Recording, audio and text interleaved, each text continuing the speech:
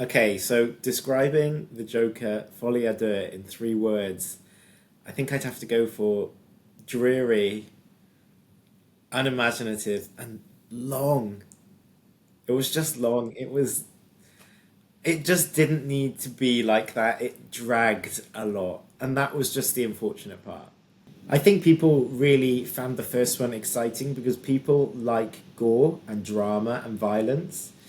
In the first film, he murders quite a few people. It's really dark and it's really shocking, but people get excited by that. In this film, a lot of it, he's in prison in a cell, and there's not much of that drama, there's not much of that suspense. And then part of it, he's in the courtroom, and it's the same, he's not murdering anyone in the courtroom because he's in court. I think that in the first film there is real pace because of those things. There's suspense, there's it's like a thriller. This one is far from that. I think the expectation for this film was really high. You have to think that the first film had Joaquin Phoenix winning best actor at the Oscars. That's a big precedent, and it was huge at the box office. Loads of people went and saw it. It was a big talking point, a real blockbuster for that year. And then to have Lady Gaga on board as well, such a huge star. There's all this talk that it was going to be a musical, and what's that going to mean for Lady Gaga? Is there going to be original music? People were really excited for it. It really tapped into lots of different fan bases. So I can see why lots of people were really excited about what direction this could go in. Unfortunately, it just didn't quite go in the way that anyone, I think, wanted it to go. I think it was difficult that they sort of said it was a musical, then backtracked on it being a musical, and said, oh, it's sort of a film that has songs in it, but it's not a musical. It was all a bit confusing. Whether it is actually a musical, I guess it's not really, because it's just them occasionally breaking into song. And really, those are the weirdest bits. It's such a shame because having Lady Gaga singing in a film should be a no-brainer that it's great, She does sound good, but the song choices are bizarre. And, the whole point of the moments when they're singing are in Joker's fantasies, They're his hallucinations. And they're just strange. They're not fun to watch. They're not enjoyable. And there's a lot of them. So that's part of the problem, I think, is that when they break into song again, you just think, oh, God, no, we've got another 3 minutes of this to go now. There was talk beforehand where Lady Gaga was saying, that Joaquin's not a natural singer, and so they didn't want it to feel super stagey. And that makes sense, I guess, the Joker's character is not, a musically trained man. So it makes sense that perhaps his vocals aren't the best. But when you're in a cinema watching a film, you don't really want to listen to someone sing who isn't very good. I mean, Pierce Brosnan gets away with it in Mamma Mia because he sings for all of about 2 minutes. When you're singing for quite a bit of the film, it's not very enjoyable. It's such a shame. There's been a lot of criticism about sort of the mix of what the film actually is. Half of the film is them sort of singing and dancing a bit, and then him in prison. The other half is just a courtroom drama. They're just in court. Gaga's basically just sat in the background. She plays Harley Quinn. She sat there basically in the background for most of the second half, which feels so wasted. And then it's just the back and forth in the courtroom, and that is just so slow, especially being the second half of the film. You want something more exciting to happen.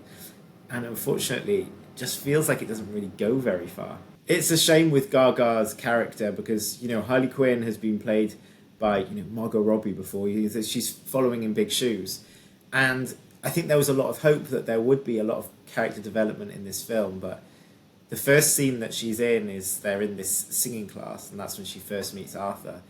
And you don't really see much of who she actually is. They have a brief conversation, and that's it.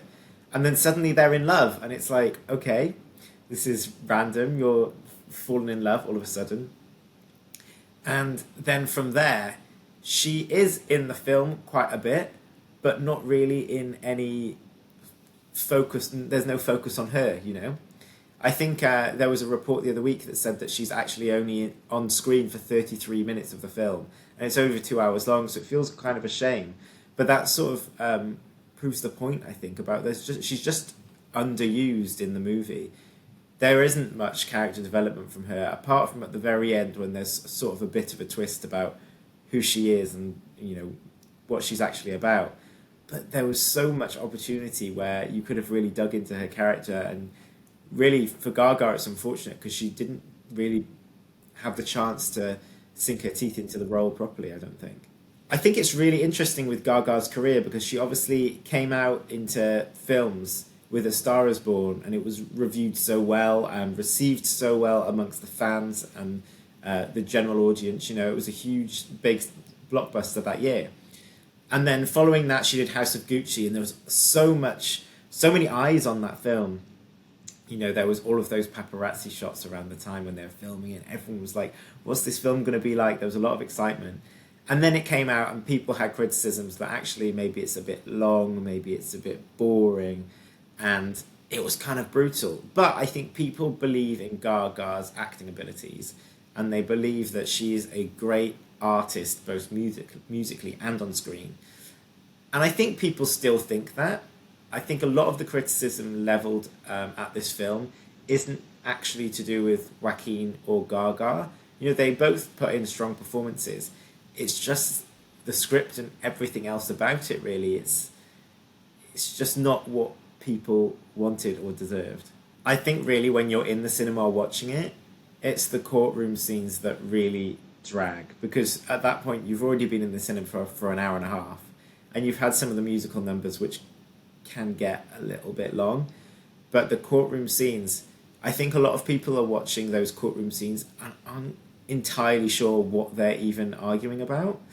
And it really drags. The box office reaction hasn't been great. It's a shame because there was all that momentum to begin with. People beforehand were really excited. And I actually went to a screening a couple of days before it was released, and I put a thing on my Instagram story saying, actually don't bother. And I have never had a reaction to an Instagram story like it. I had so many people pouring into my DMs like, no way, is it bad, is it bad, is it bad? And I think that shows, you know, I think reviews really mean a lot these days. People believe in film reviews way more than anything else because it's expensive to go to the cinema or, you know, to watch a film in general. And so people will believe these reviews, you know, if their friends and family and critics say, actually, there's probably other things you can go and see, then people will take note of that. And, you know, that is reflected in the box office figures, unfortunately. Like, in the UK alone, I think in the opening weekend, it took half of what the original Joker film took. And so I think there's really not much of a shelf life for it beyond this point, unfortunately. And Gaga's said already that she really wants to, you know, do more stuff as Harley. She wants to do another film or another project as Harley. At the moment, I'm thinking, really, is there going to be an appetite for a third film in the Joker franchise? Because I don't think any studio is really going to want to pour that much money into a project like this again, when this one feels like it's been a slight embarrassment, really. You know, if I was reviewing this properly, I think I'd probably give it 30%, realistically. I think there are, like, you know, it's not the worst film in the world. It's just not something that I would rush out to see. I mean, I would never watch it again.